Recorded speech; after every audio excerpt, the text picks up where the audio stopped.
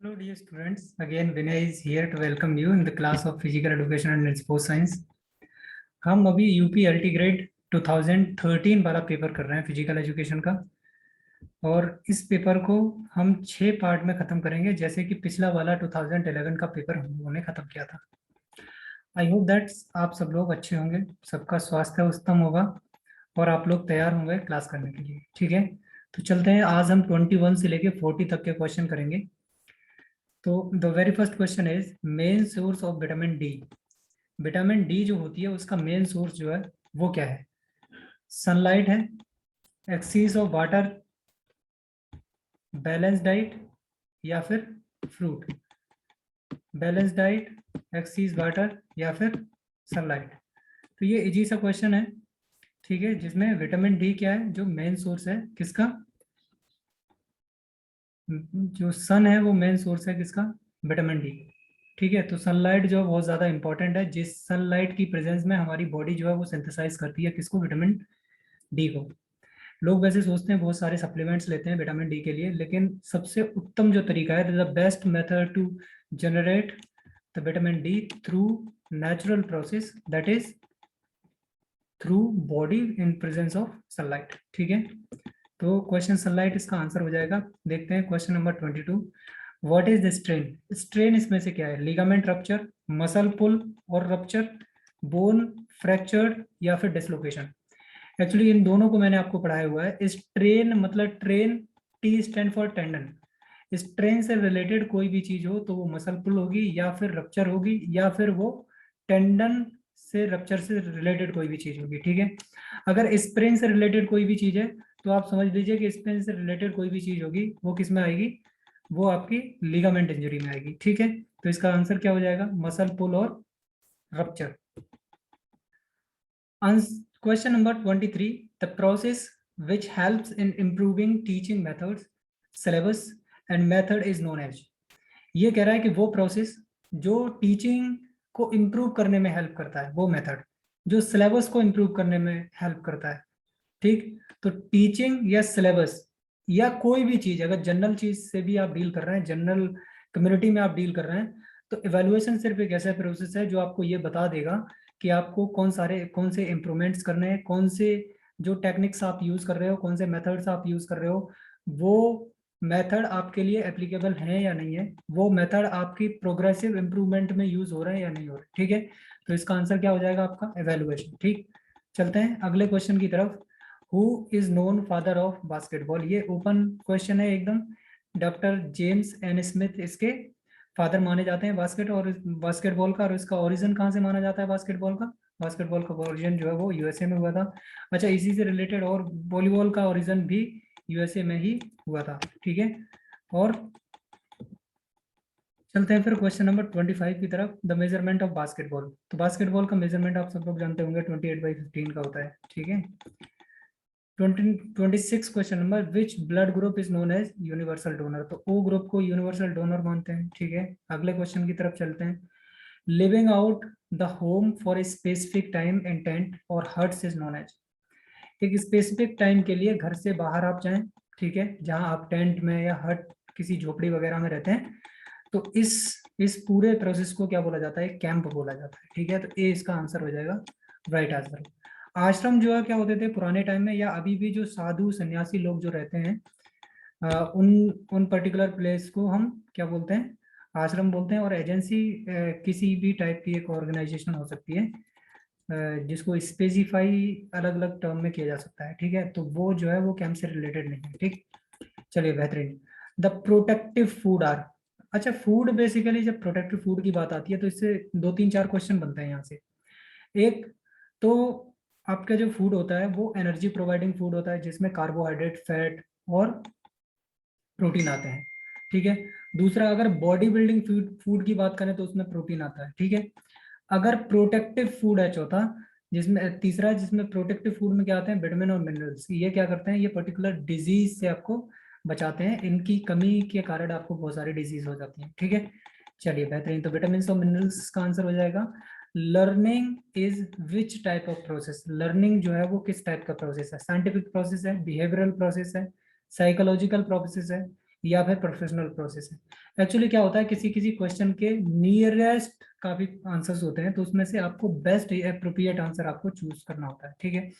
तो ये क्या होता है, ये साइकोलॉजिकल प्रोसेस है लर्निंग, ठीक है। इस बात को आप याद रखेंगे। चलते हैं क्वेश्चन नंबर 30 की तरफ।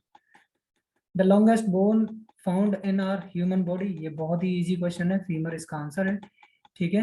What is the normal temperature of human body, सब लोग जानते हैं 98.4, ठीक है, ये फ़ारेनहाइट में होता है। अच्छा, इसका एक फार्मूला आप लोग याद रखेंगे कि फ़ारेनहाइट को सेल्सियस में, डिग्री सेल्सियस में, और डिग्री सेल्सियस को केल्विन में किस तरह चेंज करें, ये मेरी प्रीवियस वीडियो में पढ़ा हुआ है। अगर आपको इसका ट्रांसफॉर्मेशन देखना है तो आप वहां से देख सकते हैं, क्योंकि अक्सर क्वेश्चन में कभी कभी पूछ लेता है ये, ठीक है। Who has been awarded Dronacharya award, Dronacharya award जो है वो इनमें से किसको मिला है, डॉक्टर अजमेर सिंह को, लव सिंह को, ये की स्पेलिंग थोड़ा सा आप सही कर लेंगे, सिंह की, करण सिंह को मिला है, या आपको अभिनव बिंद्रा को इसमें से द्रोणाचार्य अवार्ड मिला है। पहले तो आप ये समझ लीजिए कि द्रोणाचार्य जो अवार्ड जो है वो किसमें दिया जाता है, एमिनेंट कोच को दिया जाता है, ठीक है। और ये अवार्ड जो है किसको दिया गया है, इन सारे लोगों में से ये प्रोफेसर करण सिंह को ये अवार्ड मिल चुका है, ठीक है। तो ये आंसर हो जाएगा इसका। What is the meaning of CTS. अच्छा, जब बात सीटीएस की आ गई है तो इससे रिलेटेड और टर्म भी याद कर लीजिए आप, सीटीएस, एलटीएस और फोर्टीएस, ये क्या है, ये मोटो है किसका, ओलंपिक का। और ये ओलंपिक का मोटो किसने दिया था, सर हेनरी डिडॉन।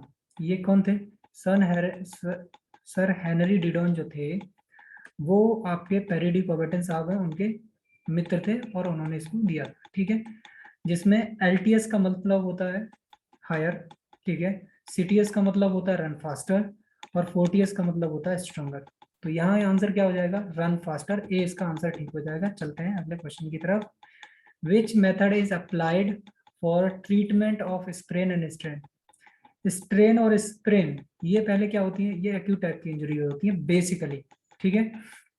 तो इन इंजरीज को, और एक्यूट टाइप की कोई भी इंजरी है, और फर्स्ट एड के रूप में अगर देखा जाए, या physical education, being a physical education teacher, अगर आप ट्रीट करेंगे तो आप किसके थ्रू करेंगे, राइस के थ्रू, RICE। अच्छा, मॉडर्न एजुकेशन में, मॉडर्न फिजिकल एजुकेशन जो प्रिपरेशन है या ट्रीटमेंट कहें या फिर आप स्पोर्ट मेडिसिन कहें, तो इसमें राइस को अभी चेंज कर दिया है किससे, प्राइस से, ठीक है। तो प्राइस में P जो है वो स्टैंड करता है किसके लिए, प्रोटेक्शन, ठीक है। R स्टैंड फॉर वेज, ठीक है।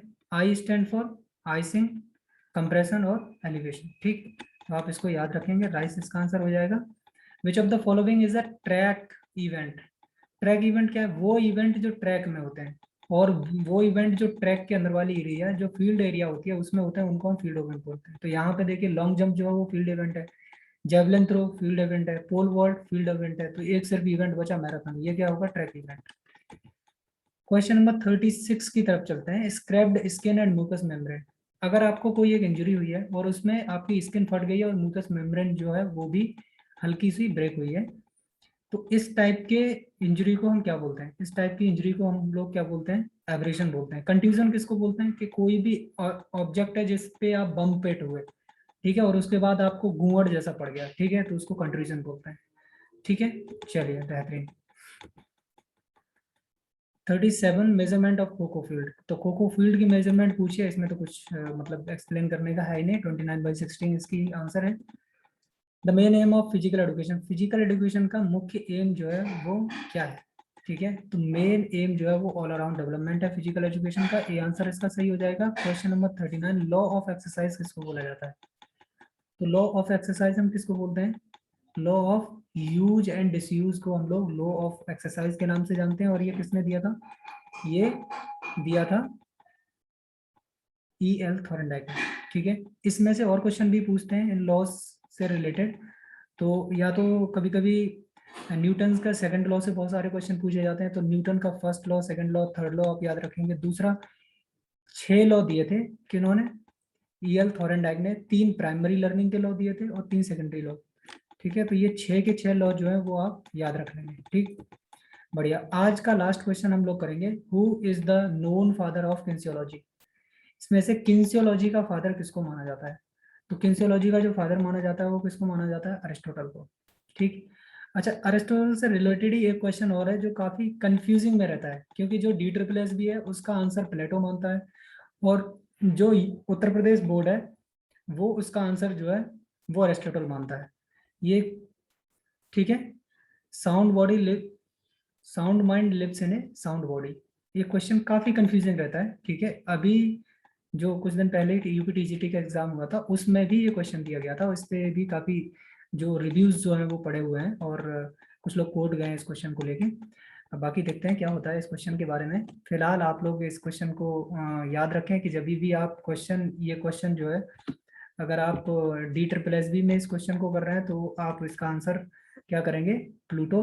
और अगर उत्तर प्रदेश बोर्ड में अगर आप क्वेश्चन कर रहे हैं तो फिर इसका आंसर क्या हो जाएगा, तब इसका आंसर हो जाएगा आपका अरिस्टोटल, ठीक है। तो इतनी सी चीज आप याद रखेंगे। आज की क्लास यहीं हम लोग खत्म करते हैं, मिलते हैं अगली क्लास में, तब तक के लिए नमस्ते।